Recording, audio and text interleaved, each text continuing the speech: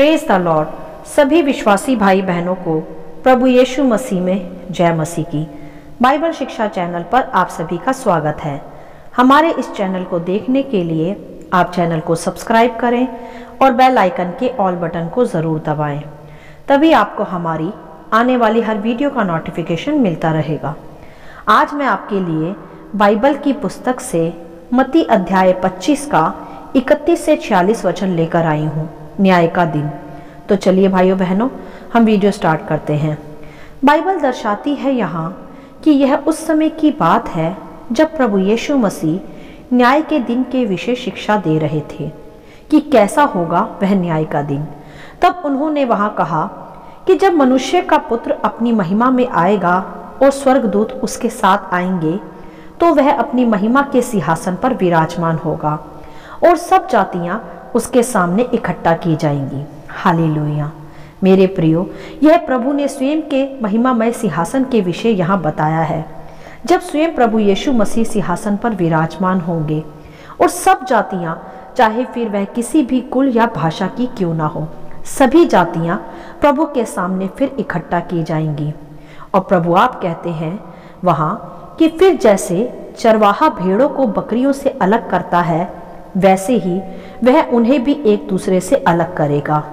वह भेड़ों को अपनी दाहिनी ओर और बकरियों को अपनी बाईं ओर खड़ा करेगा। हालेलुया। यहाँ मेरे प्रियो, भेड़े वह हैं जो प्रभु पर विश्वास करने वाले और उसके वचन के अनुसार जीवन बिताने वाले मनुष्य हैं, और बकरियां वे हैं जिन्होंने प्रभु को स्वीकार नहीं किया। तब प्रभु आगे बताते हैं कि तब राजा अपनी दाहिनी ओर वालों से कहेगा कि हे मेरे पिता के धन्य लोगों, आओ उस राज्य के अधिकारी हो जाओ जो जगत के आदि से तुम्हारे लिए तैयार किया गया है। क्योंकि मैं भूखा था, तुमने मुझे खाने को दिया, मैं प्यासा था, तुमने मुझे पानी पिलाया, मैं परदेसी था, तुमने मुझे अपने घर में ठहराया, मैं नंगा था, तुमने मुझे कपड़े पहनाए, मैं बंदी गृह में था और तुम मुझसे मिलने आए। तब धर्मी जो भेड़ें कहलाई हैं उससे पूछेंगे कि हे प्रभु, हमने कब तुझे भूखा देखा और प्यासा देखा जो तुझे खिलाया और पिलाया? हमने कब तुझे परदेसी देखा और अपने घर में ठहराया, या कब तुझे कपड़े पहनाए, या कब तुझे बंदी गृह में मिलने आए? तब राजा इस पर उन्हें उत्तर देगा कि मैं तुमसे सच सच कहता हूँ कि तुमने जो मेरे इन छोटे से छोटे भाइयों में से किसी एक के साथ किया, वह मेरे साथ भी किया। हालेलुया। यहाँ पहले हम समझ लेंगे कि कौन था भूखा, प्यासा या नंगा या बीमार या बंदी गृह में। मेरे प्रियो, इस जगत का हर वो मनुष्य भूखा, प्यासा और नंगा और बंदी गृह में है जिसे प्रभु का वचन नहीं मिला या जो प्रभु को नहीं जानता। उन्हीं के विषय प्रभु चाहते हैं कि हम जो अब उसकी भेड़ें हैं, हम जाकर जगत के भूखों को खाना खिलाएं, उन्हें पानी पिलाएं, उन्हें वस्त्र पहनाएं, और जिस शैतान रूपी बंदी गृह में वह आज पड़े हैं, उनसे उन्हें बाहर निकालें। प्रभु का सुसमाचार देकर उनके लिए प्रार्थना करें, उन्हें वचन सिखाएं। यदि मेरे प्रियो हम ऐसा करते हैं तो प्रभु कहता है कि जो तुमने इन छोटों में से किसी एक के साथ भी किया, वह मेरे साथ ही किया।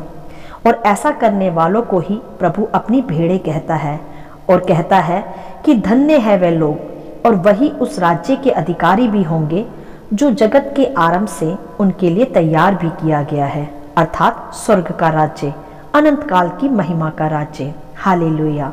क्योंकि मेरे प्रियो, सारा जगत प्रभु का है और प्रभु सारे जगत से प्रेम करता है। वह चाहता है कि कोई भी नाश ना हो, परंतु जिसने उसने पहले चुन लिया है, अब प्रभु चाहता है कि हम जाकर प्रभु का सुसमाचार दूसरों तक पहुंचाएं, टूटे मन वालों को शांति दें और प्रभु का संदेश उन तक पहुंचाकर उन्हें भी अनंत जीवन का मार्ग दिखाएं। हालेलुया।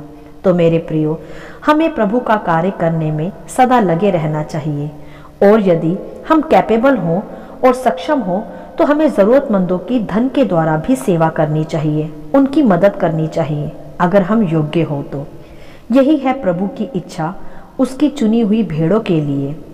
आज जो जगत में भूखे, प्यासे, नंगे, बीमार व बंदी गृह में हैं, उन्हें छुड़ाने के लिए, उन तक प्रभु का वचन पहुंचाने के लिए ही प्रभु ने हमारा अभिषेक भी किया है। और मेरे प्रियो, जब हम उस अभिषेक की अधीनता में आकर ऐसा ही करते हैं जिसके लिए हम अभिषिक्त किए गए हैं, तो ही हम स्वर्गीय महिमा में पिता की दाहिनी ओर की भेड़ें कहला पाएंगे और अनंत जीवन के अधिकारी भी, अन्यथा नहीं। हालेलुया। क्योंकि मेरे प्रियो, स्वयं प्रभु यीशु मसीह ने भी पृथ्वी पर मनुष्य के रूप में आकर यही किया, लोगों को पिता परमेश्वर का संदेश पहुंचाया और उनके लिए यहाँ तक बलिदान भी हो गया। और इसी प्रकार दुख उठाते उठाते, पिता की इच्छा पूरा करते करते वह पिता परमेश्वर के दाहिनी ओर जाकर विराजमान हुआ। हालेलुया। और प्रभु कहते हैं कि जो भी परमेश्वर का कार्य नहीं करता, उनके लिए प्रभु ने आगे स्पष्ट रूप से बता भी दिया कि तब वह बाईं ओर खड़े लोगों से कहेगा कि हे शापित लोगों, मेरे सामने से अनंत आग में चले जाओ, जो शैतान व उसके दूतों के लिए तैयार की गई है।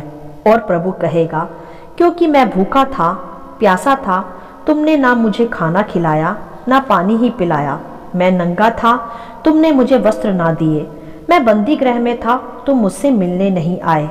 तब वह भी इसी प्रकार उससे पूछेंगे कि हे प्रभु, हमने तुझे कब भूखा या प्यासा देखा, या परदेसी या नंगा या बंदी गृह में देखा और तेरी सेवा टहल नहीं की। तब प्रभु कहेगा कि जो तुमने इन छोटे से छोटों के साथ नहीं किया, वह मेरे साथ भी नहीं किया। और अब तुम अनंत दंड भोगोगे, परंतु धर्मी अनंत जीवन में प्रवेश करेंगे। हालेलुया। मेरे प्रियो, यह न्याय के दिन का अध्याय वास्तव में हमारी आत्मिक आंखें खोलने वाला और हमें सचेत करने वाला अध्याय है, जो आज प्रभु हमें फिर से सिखाते हैं और स्मरण कराते हैं। यदि इसे पढ़कर और समझकर अब भी हम प्रभु के कार्यों में अपनी सहभागिता नहीं दिखाते, तो यह फिर हमारे लिए एक भयानक बात हो सकती है। दो ही स्थान है मेरे प्रियो मृत्यु के बाद, या तो अनंत जीवन या अनंत मृत्यु की आग। अब यह हमारा निर्णय है कि हम क्या चुनते हैं और किसके आधार पर जीवन बिताते हैं, जिससे हम न्याय के दिन निर्दोष ठहरे, अर्थात दाहिनी ओर खड़ी भेड़ें ठहरे, बकरियां नहीं। मेरे प्रियो, यही वह समय है जब हमें प्रभु का कार्य जो उसने हमें इस पृथ्वी पर सौंपा है उसे पूरा करें। इस संसार में प्रभु का सुसमाचार फैलाएं, बीमारों के लिए प्रार्थना करें, बंदियों को छुड़ाएं, टूटे मन वालों को शांति दें, जिससे हम न्याय के दिन पूरी रीति से निर्दोष ठहर सकें और बकरियां नहीं, दाहिनी ओर खड़ी भेड़ें कहला सकें। हालेलुया। क्योंकि मेरे प्रियो, इसी उद्देश्य से प्रभु ने हमें चुना भी है, ताकि हम जगत में उसका सुसमाचार सब तक पहुंचाएं। इसी से हमारा न्याय भी होगा, यही बाइबल स्पष्ट करती है और यही प्रभु आज हमें स्मरण कराते हैं।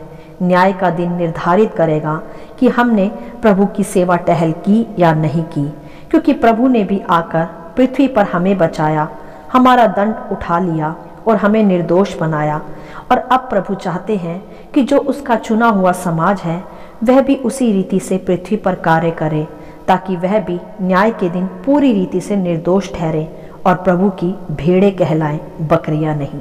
हालेलुया। आशा करती हूँ इस अध्याय का संक्षिप्त विवरण आप सभी को समझ में आया होगा।